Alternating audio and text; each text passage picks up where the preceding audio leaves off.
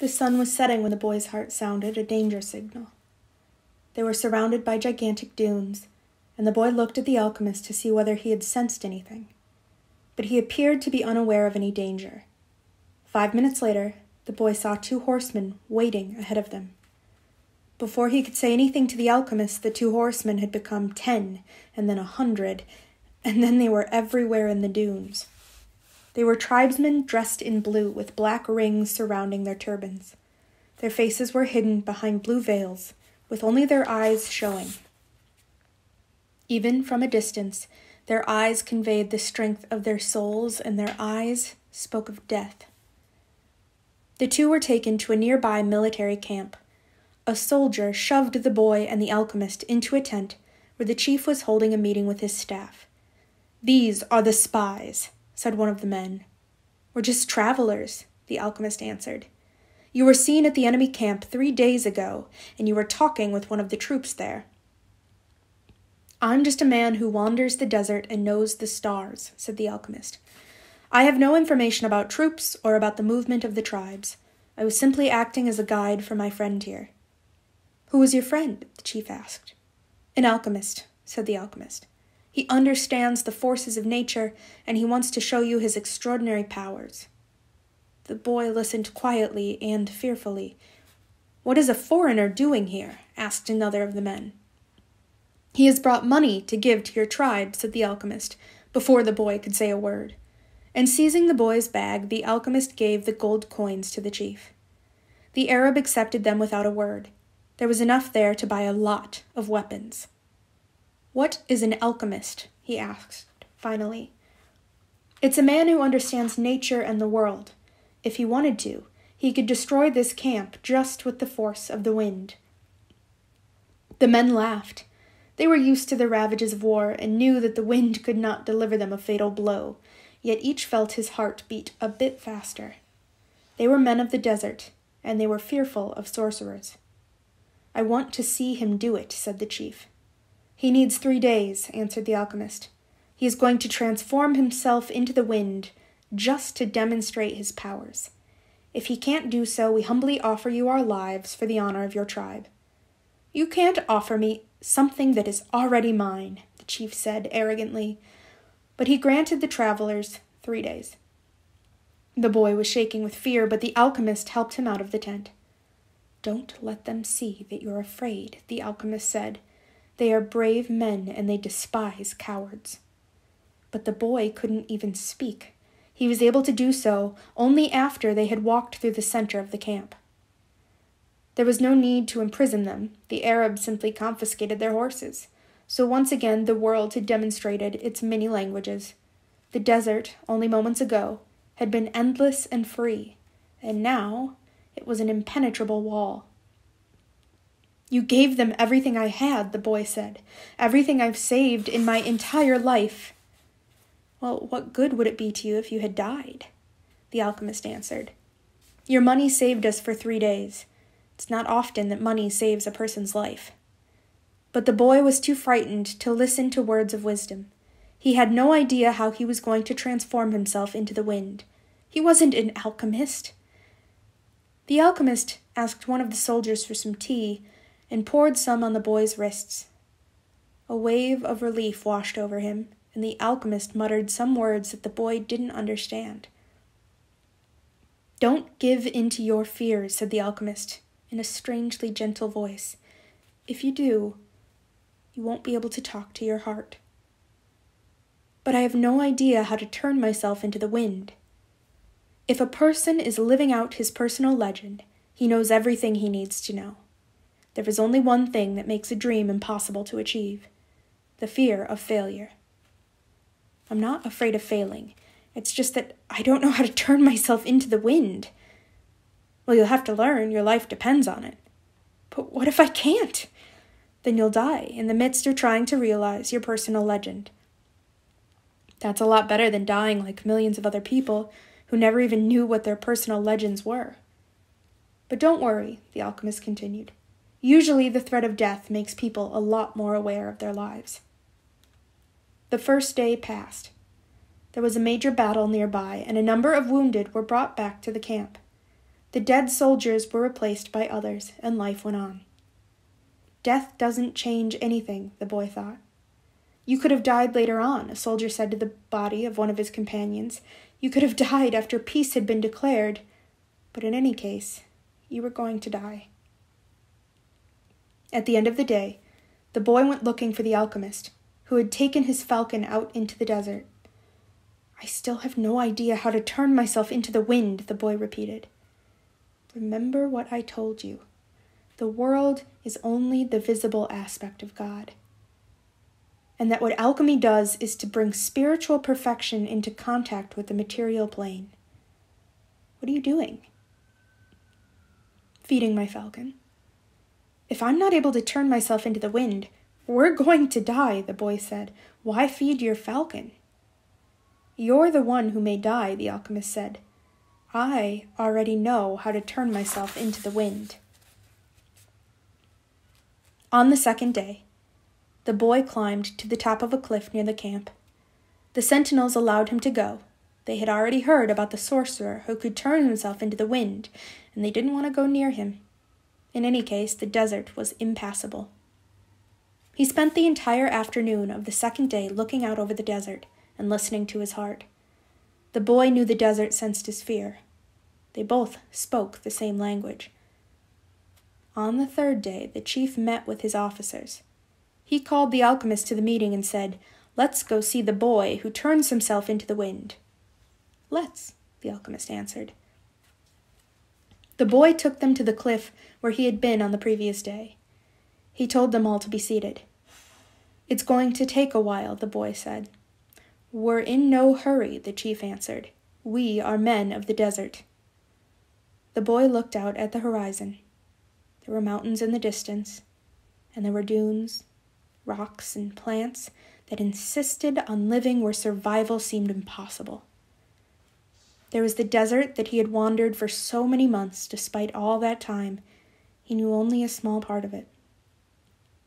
Within that small part, he had found an Englishman, caravans, tribal wars, and an oasis with 50,000 palm trees and 300 wells. "What do you want here today?" the desert asked him. "Didn't you spend enough time looking at me yesterday?" "Somewhere you are holding the person I love," the boy said. "So when I look out over your sands, I am also looking at her. I want to return to her, and I need your help so that I can turn myself into the wind." "What is love?" the desert asked. "Love is the falcon's flight over your sands, because for him you are a green field from which he always returns with game. He knows your rocks, your dunes, and your mountains, and you are generous to him." "The falcon's beak carries bits of me, myself," the desert said. "For years I care for his game, feeding it with the little water that I have, and then I show him where the game is. And one day, as I enjoy the fact that his game thrives on my surface, the falcon dives out of the sky and takes away what I've created." "But that's why you created the game in the first place," the boy answered. "To nourish the falcon. And the falcon then nourishes man. And eventually, man will nourish your sands. The game will once again flourish. That's how the world goes." "So is that what love is?" "Yes, that's what love is. It's what makes the game become the falcon become man, and man, in his turn, the desert. It's what turns lead into gold and makes the gold return to the earth." "I don't understand what you're talking about," the desert said. "But you can at least understand that somewhere in your sands there is a young woman waiting for me, and that's why I have to turn myself into the wind." The desert didn't answer him for a few moments. Then it told him, "I'll give you my sands to help the wind to blow, but alone I can't do anything. You have to ask for help from the wind." A breeze began to blow. The tribesmen watched the boy from a distance, talking among themselves in a language that the boy couldn't understand. The alchemist smiled. The wind approached the boy and touched his face. It knew of the boy's talk with the desert, because the winds know everything. They blow across the world without a birthplace and with no place to die. "Help me," the boy said. "One day you carried the voice of my loved one to me." "Who taught you to speak the language of the desert and the wind?" "My heart," the boy answered. "The wind has many names. In that part of the world it was called the Sirocco, because it brought moisture from the oceans to the east. In the distant land the boy came from, they called it the Levanter, because they believed that it brought with it sands of the desert and the screams of the Moorish wars. Perhaps, in the places beyond the pasture where his sheep lived, men thought that the wind came from Andalusia. But actually, the wind came from no place at all, nor did it go any place. That's why it was stronger than the desert. Someone might one day plant trees in the desert and even raise sheep there, but never could they harness the wind." "You can't be the wind said. "We're two very different things." "That's not true," the boy said. "I learned the alchemist's secrets in my travels. I have inside me the winds, the deserts, the oceans, the stars, and everything created in the universe. We were all made by the same hand, and we have the same soul. I want to be like you, able to reach every corner of the world, cross the seas, blow away the sands that cover my treasure, and carry the voice of the woman I love." "I heard what you were talking about the other day with the alchemist," the wind said. "He said that everything has its own personal legend, but people can't turn themselves into wind." "Just teach me to be the wind for a few moments," the boy said, "so you and I can talk about the limitless possibilities of people and the winds." The wind's curiosity was aroused, something that had never happened before. It wanted to talk about those things, but it didn't know how to turn a man into the wind. And look how many things the wind already knew how to do. It created deserts, sank ships, felled entire forests, and blew through cities filled with music and strange noises.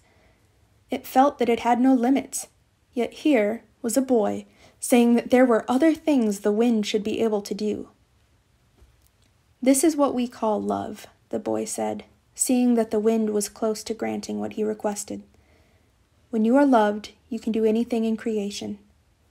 When you are loved, there's no need at all to understand what's happening, because everything happens within you, and even men can turn themselves into the wind, as long as the wind helps, of course."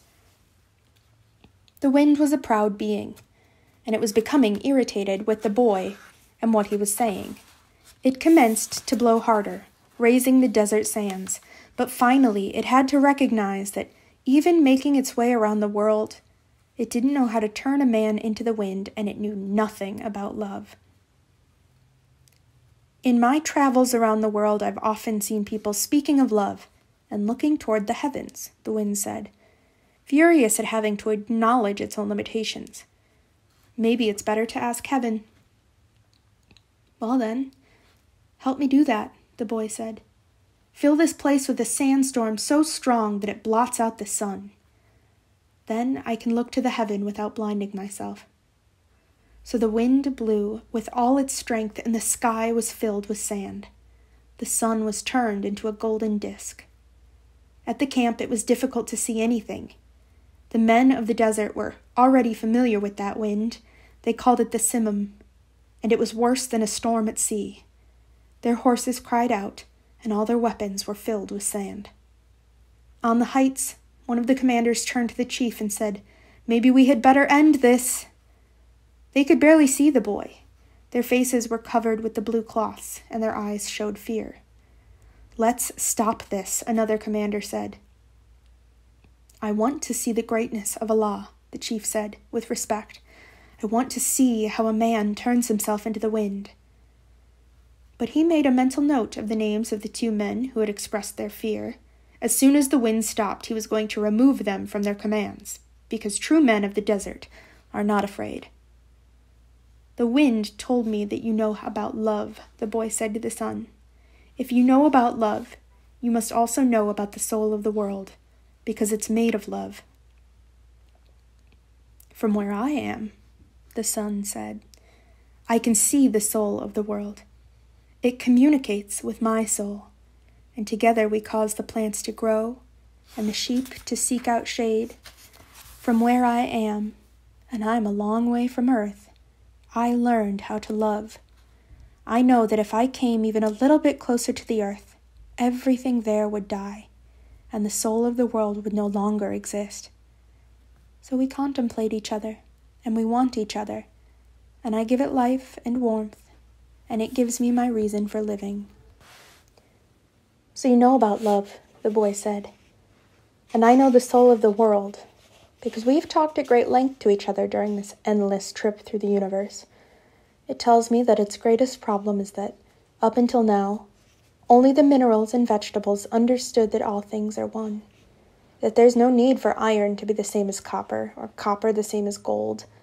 Each performs its own exact function as a unique being, and everything would be a symphony of peace if the hand that wrote all this had stopped on the 5th day of creation. But there was a 6th day, the sun went on.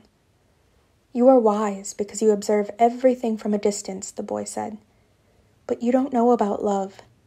If there hadn't been a 6th day, man would not exist. Copper would always be just copper, and lead just lead. It's true that everything has its personal legend, but one day that personal legend will be realized. So each thing has to transform itself into something better, and to acquire a new personal legend until someday, the soul of the world becomes one thing only.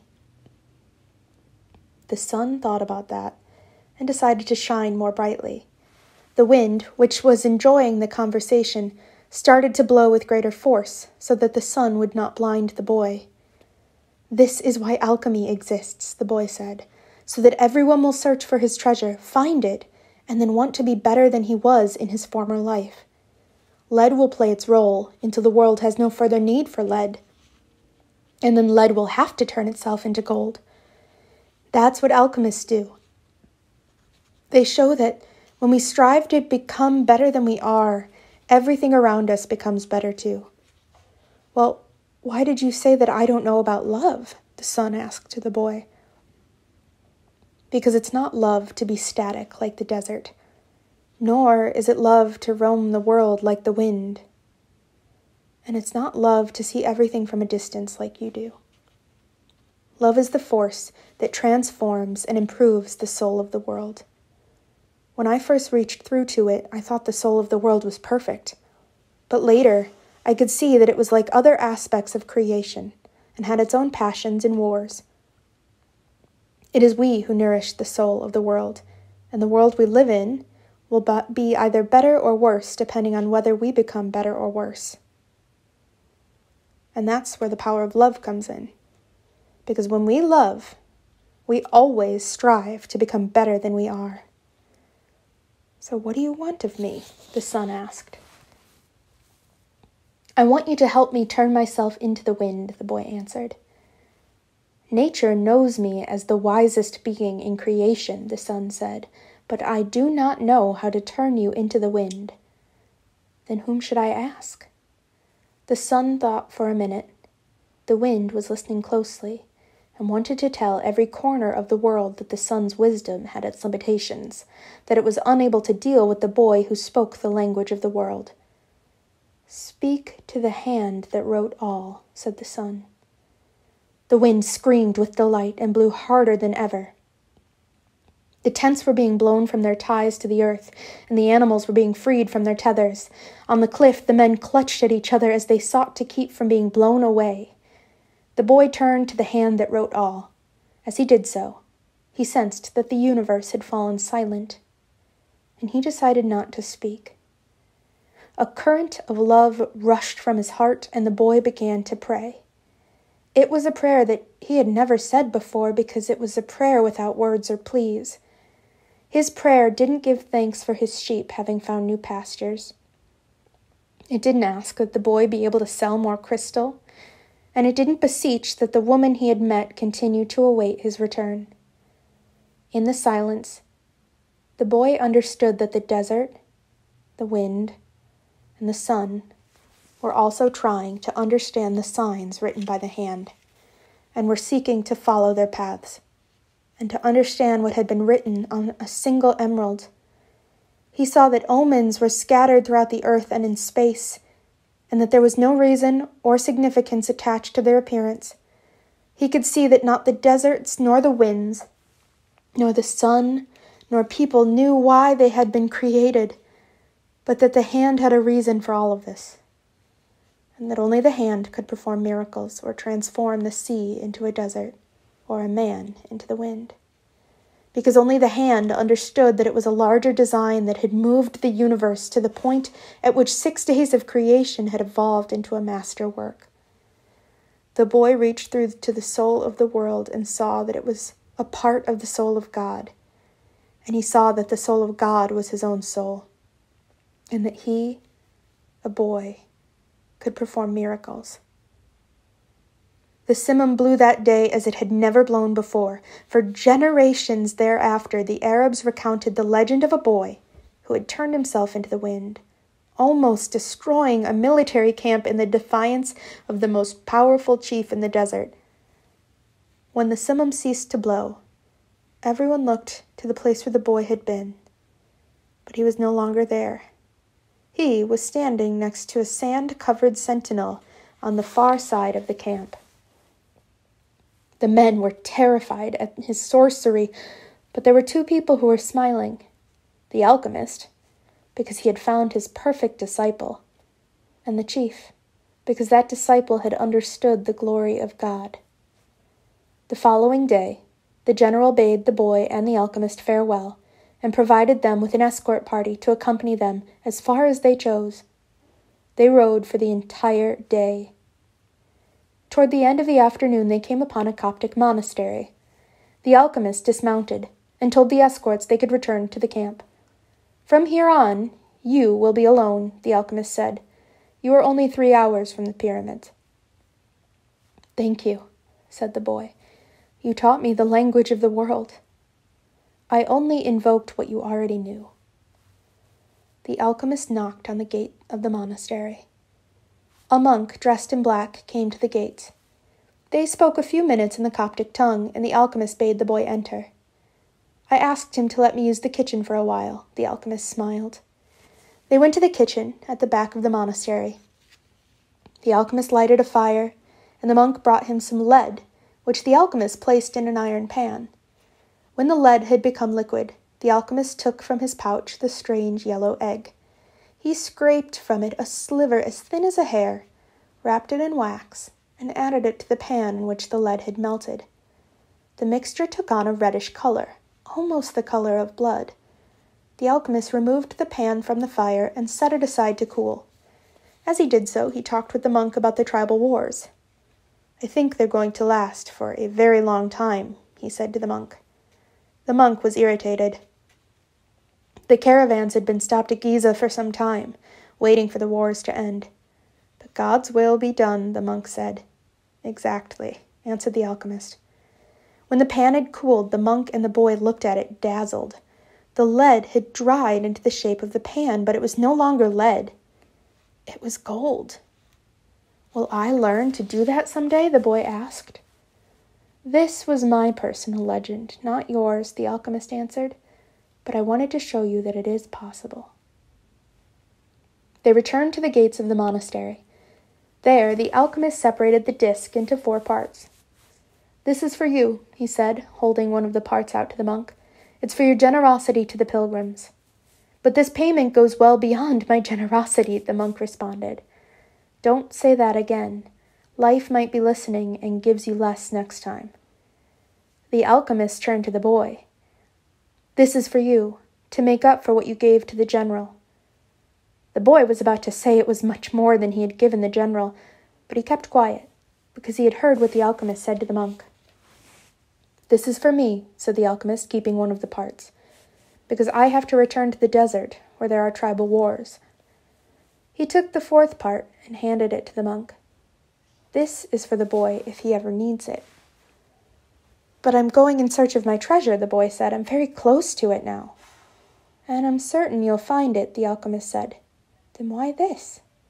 "Because you have already lost your savings twice, once to the thief and once to the general. I'm an old, superstitious Arab, and I believe in our proverbs. There's one that says, everything that happens once can never happen again.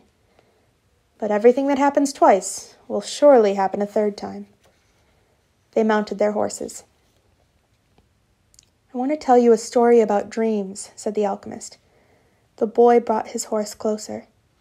In ancient Rome, at the time of Emperor Tiberius, there lived a good man who had 2 sons. One was in the military and had been sent to the most distant regions of the empire. The other son was a poet and delighted all of Rome with his beautiful verses. One night the father had a dream. An angel appeared to him and told him that the words of one of his sons would be learned and repeated throughout the world for all generations to come. The father woke from his dream grateful and crying, because life was generous and had revealed to him something any father would be proud to know. Shortly thereafter, the father died as he tried to save a child who was about to be crushed by the wheels of a chariot. Since he had lived his entire life in a manner that was correct and fair, he went directly to heaven, where he met the angel that had appeared in his dream. You were always a good man, the angel said to him. You lived your life in a loving way, and died with dignity. I can now grant you any wish you desire. Life was good to me, the man said. When you appeared in my dream, I felt that all my efforts had been rewarded, because my son's poems will be read by men for generations to come. I don't want anything for myself, but any father would be proud of the fame achieved by one whom he had cared for as a child and educated as he grew up. Sometime in the distant future, I would like to see my son's words. The angel touched the man's shoulder, and they were both projected far into the future. They were in an immense setting, surrounded by thousands of people speaking a strange language. The men wept with happiness. I knew that my son's poems were immortal, he said to the angel through his tears. Can you please tell me which of my son's poems these people are repeating? The angel came closer to the man, and with tenderness led him to a bench nearby where they sat down. The verses of your son, who was the poet, were very popular in Rome, the angel said. Everyone loved them and enjoyed them. But when the reign of Tiberius ended, his poems were forgotten. The words you're hearing now are those of your son in the military. The man looked at the angel in surprise. Your son went to serve at a distant place and became a centurion. He was just and good. One afternoon, one of his servants fell ill, and it appeared that he would die. Your son had heard of a rabbi who was able to cure illness, and he rode out for days and days in search of this man. Along the way, he learned that the man he was seeking was the Son of God. He met others who had been cured by him, and they instructed your son in the man's teachings. And so, despite the fact that he was a Roman centurion, he converted to their faith. Shortly thereafter, he reached the place where the man he was looking for was visiting. He told the man that one of his servants was gravely ill, and the rabbi made ready to go to his house with him. But the centurion was a man of faith, and looking into the eyes of the rabbi, he knew that he was surely in the presence of the Son of God. And this is what your son said, the angel told the man. These are the words he said to the rabbi at that point, and they have never been forgotten. My lord, I am not worthy that you should come under my roof, but only speak a word and my servant will be healed. The alchemist said, no matter what he does, every person on earth plays a central role in the history of the world, and normally, he doesn't know it. The boy smiled. He had never imagined that questions about life would be of such importance to a shepherd. Goodbye, the alchemist said. Goodbye, said the boy. The boy rode along through the desert for several hours, listening avidly to what his heart had to say. It was his heart that would tell him where his treasure was hidden. Where your treasure is, there also will be your heart, the alchemist had told him. But his heart was speaking of other things. With pride, it told the story of a shepherd who had left his flocks to follow a dream he had on 2 different occasions. It told of personal legend and of the many men who had wandered in search of distant lands or beautiful women, confronting the people of their times with their preconceived notions. It spoke of journeys, discoveries, books, and change. As he was about to climb yet another dune, his heart whispered, "Be aware of the place where you are brought to tears. That's where I am, and that's where your treasure is." The boy climbed the dune slowly. A full moon rose against the starry sky. It had been a month since he had set forth from the oasis. The moonlight cast shadows through the dunes, creating the appearance of a rolling sea. It reminded the boy of the day when that horse had reared in the desert, and he had come to know the alchemist. And the moon fell on the desert's silence, and on a man's journey in search of treasure. When he reached the top of the dune, his heart leapt. There, illuminated by the light of the moon and the brightness of the desert, stood the solemn and majestic pyramids of Egypt. The boy fell to his knees and wept. He thanked God for making him believe in his personal legend and for leading him to meet a king, a merchant, an Englishman, and an alchemist. And above all, for his having met a woman of the desert who had told him that love would never keep a man from his personal legend. If he wanted to, he could now return to the oasis, go back to Fatima, and live his life as a simple shepherd. After all, the alchemist continued to live in the desert, even though he understood the language of the world, and knew how to transform lead into gold.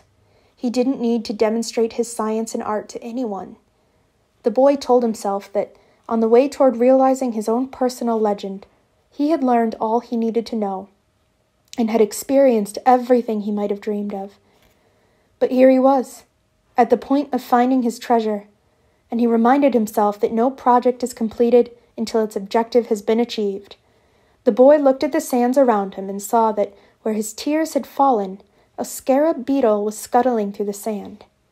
During his time in the desert, he had learned that in Egypt, the scarab beetles are a symbol of God. Another omen! The boy began to dig in the dune. As he did so, he thought of what the crystal merchant had once said, that anyone could build a pyramid in his backyard. The boy could see now that he couldn't do so if he placed stone upon stone for the rest of his life. Throughout the night, the boy dug at the place he had chosen, but found nothing. He felt weighted down by centuries of time since the pyramids had been built, but he didn't stop. He struggled to continue digging as he fought the wind, which often blew the sand back into the excavation. His hands were abraded and exhausted, but he listened to his heart. It had told him to dig where his tears fell. As he was attempting to pull over the rocks he heard footsteps. Several figures approached him. Their backs were to the moonlight, and the boy could see neither their eyes nor their faces. "What are you doing here?" one of the figures demanded. Because he was terrified, the boy didn't answer. He had found where his treasure was, and was frightened at what might happen. "We're refugees from the tribal wars, and we need money," the other figure said. "What are you hiding there?" "I'm not hiding anything," the boy answered. But one of them seized the boy and yanked him back out of the hole. Another, who was searching the boy's bag, found the piece of gold. "There's gold here," he said. The moon shone on the face of the Arab who had seized him, and in the man's eyes the boy saw death. "He's probably got more gold hidden in the ground." They made the boy continue digging, but he found nothing. As the sun rose, the men began to beat the boy. He was bruised and bleeding. His clothing was torn to shreds, and he felt that death was near. "What good is money to you if you're going to die? It's not often that money can save someone's life," the alchemist had said. Finally, the boy screamed at the men, "I'm digging for treasure," and although his mouth was bleeding and swollen, he told his attackers that he had twice dreamed of a treasure hidden near the pyramids of Egypt. The man, who appeared to be the leader of the group, spoke to one of the others. "Leave him. He doesn't have anything else. He must have stolen this gold." The boy fell to the sand, nearly unconscious. The leader shook him and said, "We're leaving." But before they left, he came back to the boy and said, "You're not going to die. You'll live, and you'll learn that a man shouldn't be so stupid." 2 years ago, right here on this spot, I had a recurrent dream too. I dreamed that I should travel to the fields of Spain and look for a ruined church where shepherds and their sheep slept. In my dream, there was a sycamore growing out of the ruins of the sacristy, and I was told that if I had dug at the roots of the sycamore, I would find a hidden treasure. But I'm not so stupid as to cross an entire desert just because of a recurrent dream. And they disappeared. The boy stood up shakily and looked once more at the pyramids. They seemed to laugh at him, and he laughed back, his heart bursting with joy, because now he knew where the treasure was. Epilogue. The boy reached the small abandoned church just as night was falling. The sycamore was still there in the sacristy, and the stars could still be seen through the half-destroyed roof. He remembered the time he had been there with his sheep. It had been peaceful, except for the dream. Now he was here not with his flock, but with a shovel. He sat looking at the sky for a long time. Then he took from his knapsack a bottle of wine and drank some. He remembered the night in the desert, when he had sat with the alchemist as they looked at the stars and drank wine together. He thought of the many roads he had traveled, and of the strange way God had chosen to show him his treasure. If he hadn't believed in the significance of recurrent dreams, he would not have met the gypsy woman, the king, the thief, or, well, it's a long list. But the path was written in the omens, and there was no way I could go wrong, he said to himself. He fell asleep, and when he awoke, the sun was already high. He began to dig at the base of the sycamore. "You old sorcerer," the boy shouted up to the sky. "You knew the whole story. You even left a bit of gold at the monastery so I could get back to this church. The monk laughed when he saw me come back in tatters. Couldn't you have saved me from that?"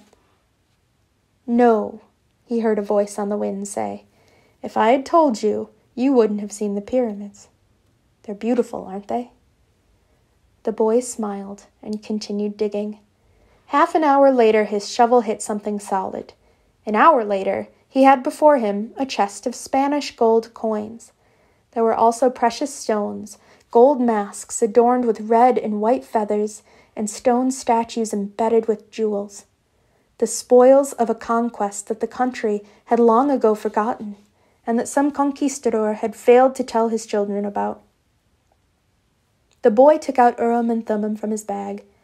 He had used the 2 stones only once, one morning when he was at a marketplace. His life and his path had always provided him with enough omens. He placed Urim and Thummim in the chest. They were also a part of his new treasure, because they were a reminder of the old king whom he would never see again. It's true. Life really is generous to those who pursue their personal legend, the boy thought. Then he remembered that he had to get to Tarifa so he could give 1/10 of his treasure to the gypsy woman, as he had promised. Those gypsies really are smart, he thought. Maybe it was because they moved around so much. The wind began to blow again. It was the levanter, the wind that came from Africa. It didn't bring with it the smell of the desert, nor the threat of Moorish invasion. Instead, it brought the scent of a perfume he knew well, and the touch of a kiss that came from far away, slowly, slowly, until it rested on his lips. The boy smiled. It was the first time she had done that. "I'm coming, Fatima," he said.